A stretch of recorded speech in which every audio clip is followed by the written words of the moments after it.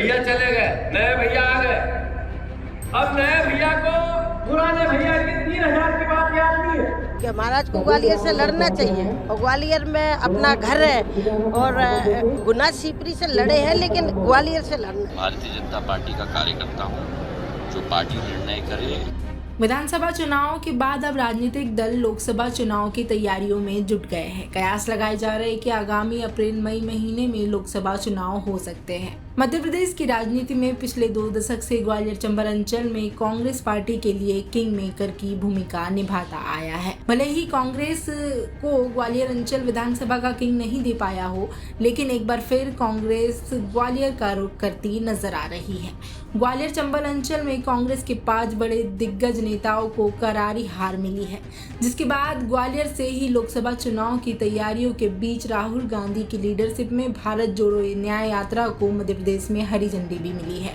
ये यात्रा 6 दिन में मध्य प्रदेश में 650 किलोमीटर की दूरी तय करेगी। इसी को लेकर कांग्रेस अपना जोर आजमाती नजर आ रही है। इसके साथ ही कांग्रेस के पीसीसी चीफ जीतू पटवारी ने चुनावी जंग का ऐलान कर दिया है। भारतीय जनता पार्टी ने प्रदेश के सामने वादे किए। शिवराज भैया ने बहनों से वादा किया कि अभी मेरे पास पैसे ज्यादा नहीं है, 1000 रुपया मैं अभी दूंगा और चुनाव के बाद 3000 रुपया दूंगा। कहना चिंता मत करना, भैया है। भैया चले गए, नए भैया आ गए। अब नए भैया को पुराने भैया की 3000 की बात याद नहीं है।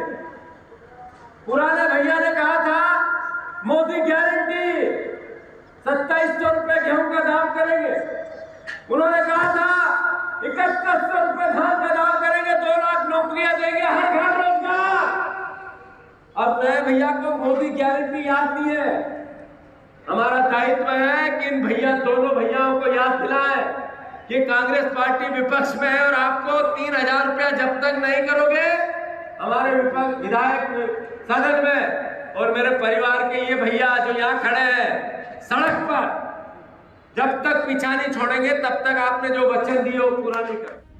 केंद्रीय मंत्री ज्योतिरादित्य सिंधिया गुना शिवपुरी लोकसभा क्षेत्र से एक बार फिर चुनाव लड़ सकते हैं। इमरती देवी ने उनका समर्थन किया है। शिवपुरी से चुनाव लड़े तो इसकी पूर्ति होगी।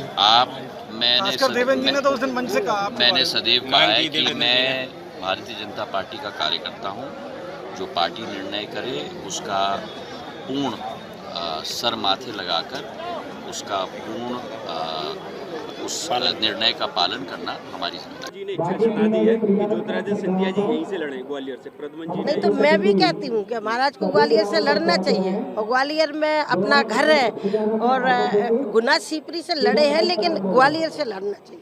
मैं खुद चाहती हूँ और फिर चाहे मुझे टिकट मिल जाए तो मैं मना कर दूंगी, मैं महाराज को चुनाव लड़ावे के लाने ग्वालियर में रहूँ।